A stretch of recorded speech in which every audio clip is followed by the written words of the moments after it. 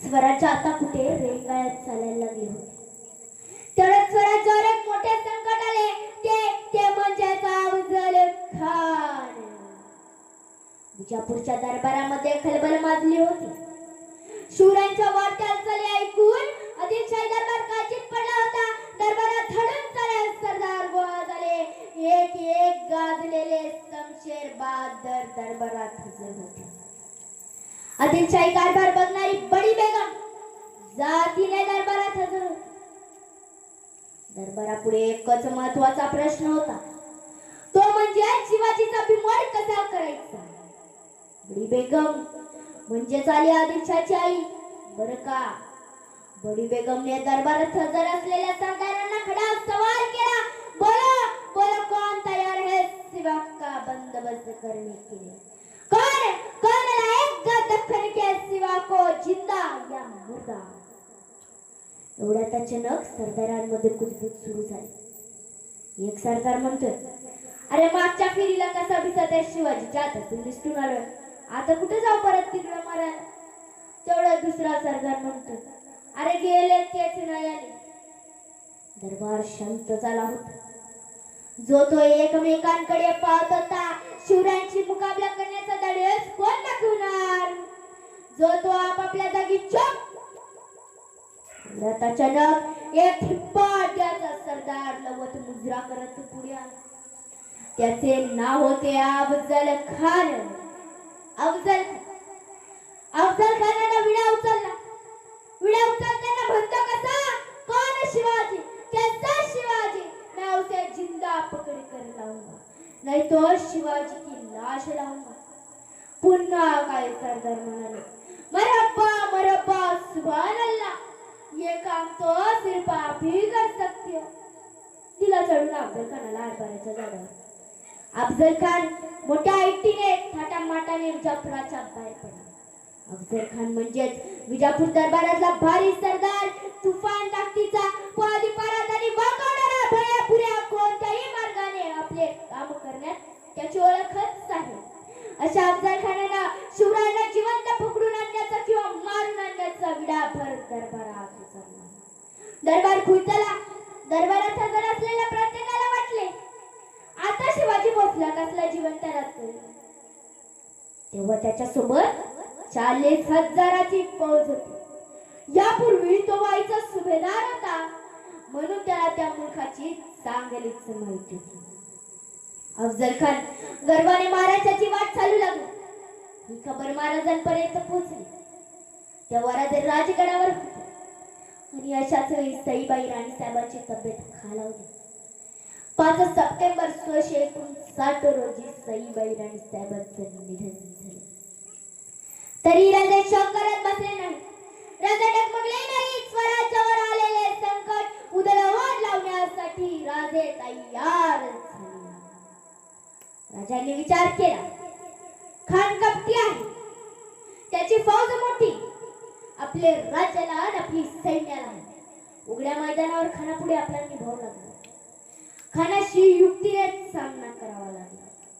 महाराजांनी राजमाता आऊसाहेबांची सल्लामसलत केली. आशीर्वाद घेऊन राजे राजगडावरून प्रतापगडी कूच केली. राजा प्रतापगडी पोहोचले ही खबर खाना कळताच तो चिडला, संतापला. त्याला माहिती होते प्रतापगडावर चालून येणे एवढे सोपे नाही, कारण तो किल्ला डोंगरात होता. भोवताली जावीचे घनदाट जंगल होते. वाटेत उंच उंच डोंगर होते. फौजेला जायला चांगली वाट नव्हती, तर तो फार चढवायच्या कशा? शिवाय तिथे जंगली जानवरांचा तर भयंकर सुळसुळाट होता. राजा प्रतापगड सोडून खाली आले म्हणून खानाने डावपेच खेळण्याची सुरुवात केली. खानाला बुद्ध शिकंत म्हणून उपाधी होती. बुद्ध शिकंत म्हणजे देवी देवता मंदिरे उद्ध्वस्त करणार. खानानं तुळजापूर पंढरपूर उद्ध्वस्त केला, रयतेचा छल केला. हे पाहून राजा प्रतापगड सोडतील व खाली येतील असा खानाचा डाव होता. पण राजांनी प्रतापगड सोडलाच नाही. खानानं दुसरा डाव टाकला.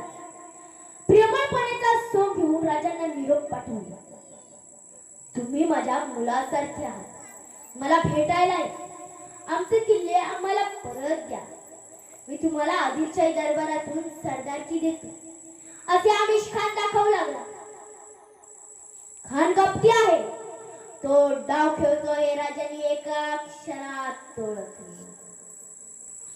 आता राजांनी खानीशी युक्तीने सामना करायचा ठरवला. राजांनी राजमाता आऊसाहेबांची सल्लामसलत केली. आता राजांनी गोपीनाथ पंताजी बोकील यांच्याकडे निरोप पाठवला.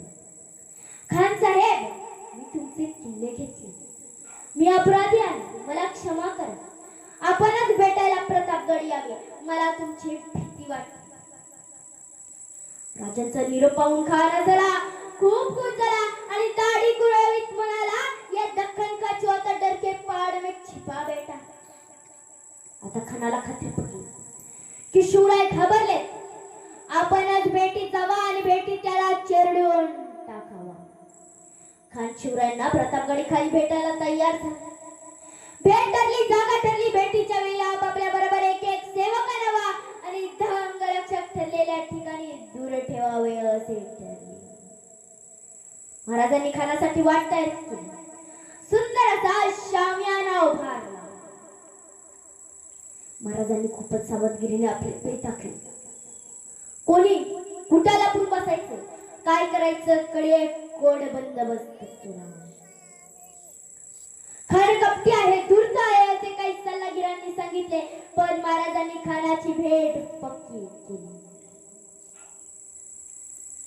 10 नोव्हेंबर 1659 रोजी वार गुरुवार भेटीचा दिवस उजाडला. भेटीच्या वेळी आपापल्या बरोबर एक एक सेवक आणावा, 10 अंगरक्षक ठरलेल्या ठिकाणी दूर ठेवावे असे ठरले. महाराजांनी सकाळी भवानी देवीचं दर्शन घेऊन आपल्या खानाची भेटीची तयारी सुरुवात केली. पायात सुरुवात चढवली, अंगात शिलकात घातले, त्यावर जरीचे कुडके व अंगरखा घातला. डावा त्यांच्या बोटात वाघनखे चढवली, त्याच त्याच्या असलीत बिचवाला पावला आणि राजे खानाच्या भेटीसाठी तयार झाले. सोबत भवानी तलवार घेतली. राजे गडाच्या बाहेर आले, तेथे सगळे सरदार उभे होते. राजांनी सांगितले, गड्यांनो, आपापली कामे नीट करा. भवानी आई यश देणारच, पण समजा आमचे काही बरे वाईट झाले तर तुम्ही धीर सोडू नका. संभाजी राजाने गादीवर बसवा, आऊसाहेबांच्या आज्ञेत स्वराज्य वाढवा. आम्ही निघालो. राजे निघाले तेव्हा राजांच्या सोबत गोपीनाथ पंताजी बोकील, जीवा महाराज, संभाजी कावजी, संभाजी करवर, कांदाजी इंगे, कांडोजी कंका, यसाजी मुरुंबक असे 10 अंगरक्षक. खान शिवरायांच्या आधी शामियान्यात येऊन बसला होता. तेव्हा त्याच्या सोबत साहेब बंडा हाही शामियान्यात होता. तो पट्टा चालवण्यात पटाई सोबत खानाचा वकील कृष्णाजी भास्कर हाही होता. राजे शामियान्याच्या दाराजवळ गेले. साहेब बंडाकडे पाहताच ते तेच उभे राहिले. खानाने पंताजींना विचारले, आपका सिवा अंदर क्यों नहीं आ रहा? तेव्हा पंताजी म्हणाले, ते सय्यद बंडाला घाबरतात, त्याला तेवढे दूर करा. साहेब बंडा शामियान्याच्या बाहेर गेला आणि खान उद्गारला, राजे सावधगिरीने शामियान्यात गेले आणि खान म्हणता कसा, शिवाजी आओ, हमारे गले लग जाओ, आओ. खानाला राजाला आलिंगन दिले. थिप्पाट खानासमोर राजे लहान वाटायचे. राजांच्या मस्तक खानाच्या छातीपर्यंत लागत होते. खानाने राजाने पहिली मिठी मारली, राजांकडे पाहिले. आता दुसरी मिठी आला. खानाने राजाची मान बघायला दाबली, हातातील कट्ट्यार काढून महाराजांच्या पाठीवर वर केला. महाराजांना दगा जाणवला, तसंच महाराजांनी वाघाने खानचा वारा केला. त्याच हातातील बिचवा काढून कानाच्या पोटात टाकून कानाचा कोथळा बाहेर काढला. तो आला नव्हता, लाडला होता. तो मेला नव्हता, त्याला मारला होता. 32 दाताचा बोकड माझ्या राजानं एकट्यानंच फाडला होता. खान खाली पडला. पडल्यानंतर साहेबांना आला, तो महाराजांवर वार करणार, तोच त्याचा हात पटक्या साकड जीवा मला नावात उडवला.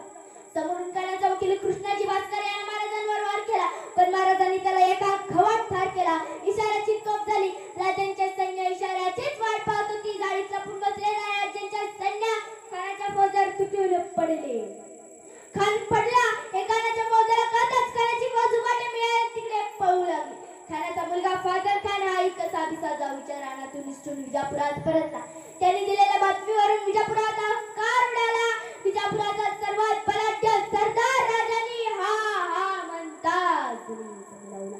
प्रौढ प्रताप पुरंदर क्षत्रिय कुलावतांचा सिंहासनाधीश्वर महाराजाधिराज योगीराज श्रीमंत श्रीमंत श्रीमंत श्री श्री श्री छत्रपती शिवाजी महाराज की नमः पार्वती पदे हर हर हर हर. महाराजांची शिवाजी महाराजांची कीर्ती बेफाम होती. महाराजांची कीर्ती बेफाम भल्या भल्यानं फुटला काम. याला कोण घालील आश्चर्य दरबार पुसली बेगम. बडी बेगम म्हणजे चाली अजून शाही आई बरं का. नजर येत तिच्या अंगार दरबार झाला गपगार. कोणी घेईना पुढाकार साऱ्यांनीच मारली हार. अचानक एक सरदार उठला बोलला हम लाएंगे शिवाजी को आणि त्यानं उडा उचलला. नवत्याचा अफजल खान नवत्याचा अफजल खान जिथं जगता जरूर सैतान. खान बोलला छाती ठोकून शिवबाला टाकत चिरडून. कौतिक झाले दरबाराचे. खान निघाला मोठ्या गुरमीत. त्याचं घोडे दल पायतल कोज पट्ट्यालाही बक्कल. अंगी दातींच बर पाहणारा काफ्यात चलचल. वाटेत भेटे त्या सगळी त्याची खाण्याची सेना निघाली. गावं लुटली तेवढं उद्ध्वस्त गेली. आया बहिणींची अब्रू लुटली. कोण कोण रोखणार हे वादळ. आता शुभांचं काही खरं नाही. इकडे निजाम तिकडे मोगल पलीकडे इंग्रज जो तो हेच बोलू लागला. You will see sides of the Khanjami. Yeah, said, but the lion of the mountain is dead. राजांची सेना मुठभर खानाला कसा थोपणार. त्या लढवा माफूनर चिंतेत पंत सरदार. अशा वाघिणीचा तो छावा अशा वाघिणीचा तो छावा गरिमाला कसा ठेचावा. डोक्यात गणी मी कावा भेटीचा धाडला सांगावा. प्रतापगड आमने सांगे भेटीचा सांगाव. खाण्यानं हसत हसत कबूल केला. जोश ठरल्याप्रमाणे प्रतापगडच्या पायथ्याशी खान प्रतापगडच्या पायथ्याशी खान या प्रतापगडच्या पायथ्याशी खान प्रतापगडच्या पायथ्याशी खान आलं बेगुमान नाही त्याला जात.